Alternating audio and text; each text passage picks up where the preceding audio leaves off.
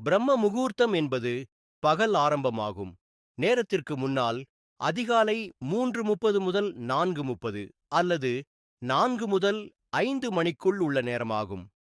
இந்த நேரம் ஆன்மீக மற்றும் ஆழ்ந்த தியானத்திற்கு மிகவும் சிறந்ததாக கருதப்படுகிறது. ஏனெனில் மனமும் உடலும் அந்த நேரத்தில் தெளிவாகவும் சுறுசுறுப்பாகவும் இருக்கும். இதன் மூலம் பிரம்ம முகூர்த்தத்தில் கடவுளை வணங்குவது மிகவும் பலன்களை கொடுக்கும். விஷ்ணுவை வணங்குதல் பிரம்ம முகூர்த்தத்தில் பகவான் விஷ்ணுவை வழிபடுவது உங்களுக்கு சகலவிதமான சகல பாக்கியங்களையும் தரும்.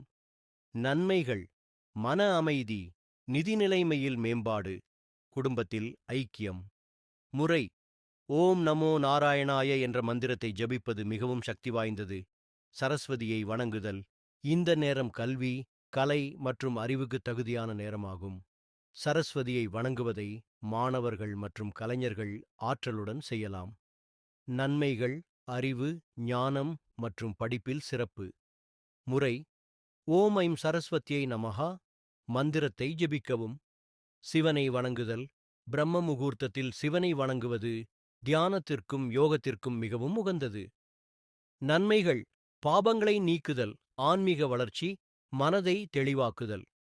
முறை: ஓம் நம சிவாய மந்திரத்தை ஜபிக்கவும் அல்லது சிவலிங்கத்திற்கு அபிஷேக செய்யவும்.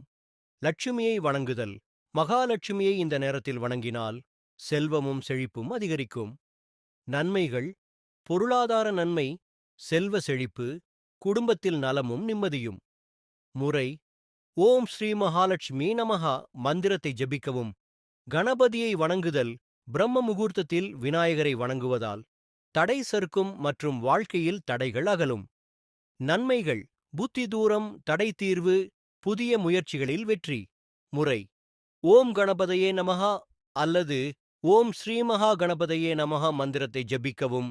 அனுமனை வணங்குதல்: அனுமனை பிரம்ம முகூர்த்தத்தில் வணங்குவதால் உடல் மற்றும் மன உறுதி கிடைக்கும்.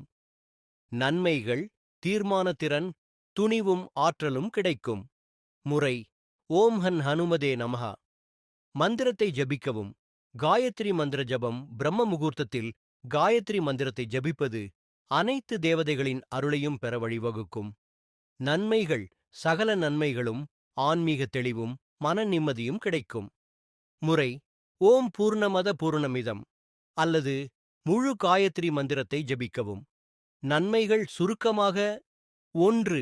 மன அமைதி, ஆன்மீக சூழல் அமைந்து மனதிற்கு தெளிவு கிடைக்கும். 2. ஆரோக்கியம், தியானம் மற்றும் பிரார்த்தனை மூலம் உடலின் ஆரோக்கியம் மேம்படும். 3. சாதனை, கல்வி, வேலை, தொழிலில் முன்னேற்றம் அடைய உதவும். 4.